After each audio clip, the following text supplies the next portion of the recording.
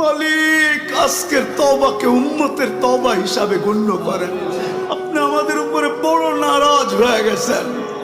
নাইলে অতীত তাকাইলে দেখি মালিক একজন হাত তুলতে দেরি, একজন চিৎকার দিতে দেরি, একজন আপনাকে অনুরোধ করতে দেরি, একজন বলতে দেরি, আকাশ থেকে সাহায্য আসতে দেরি হয় নাই, আপনার বাহিনী জাপায়া পড়তে দেরি করে নাই। আজকে তো বৎসরের পর বৎসর পার হয়ে যাইতেছে, চোখের পানি শুকায় যাইতেছে। ও মালিক কোনো বিজয়ের চিহ্ন দেখি না। কত রোজাও তো ফিলিস্তিনওয়ালাদের ইফতার হয়তো লাশ দিয়া, সেহরি হয়তো লাশ দিয়া। আল্লাহ এই রোজাও কি এরকমই হবে জানি না মালিক। এত নারাজ হয়ে গেলেন কেন মালিক?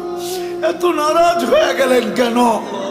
বেশক আমরা শাস্তির যোগ্য, অস্বীকার করি না, কিন্তু আপনি শাস্তি দেন না। আপনার হাবিবের দুশ্মন, আপনার দুশ্মন, আমাদের দুশ্মন, ইসলামের দুশ্মন, কোরআনের দুশ্মন, হাদিসের দুশ্মন, সমস্ত কিছুর দুশ্মন, এদের মাধ্যমে আমাদেরকে পিটা খাওয়ান কেন মালিক? কেন মার খাওয়ান? কেন ওদের হাতে আমাদেরকে বেইজ্জত করেন? কেন আমাদের মা বোনদেরকে বেইজ্জত করান? কেন দুধের শিশুর রক্ত জড়ে ওদের হাত দিয়া? আপনি কি আমাদেরকে ছেড়েই দিলেন? আমরা যাব তো যাব কোথায়? আমরা তো এই কথায় বিশ্বাসী, লা মালজা ওয়ালা মানজা, লা মালজা ওয়ালা মানজা মিনকা ইল্লা ইলাইক।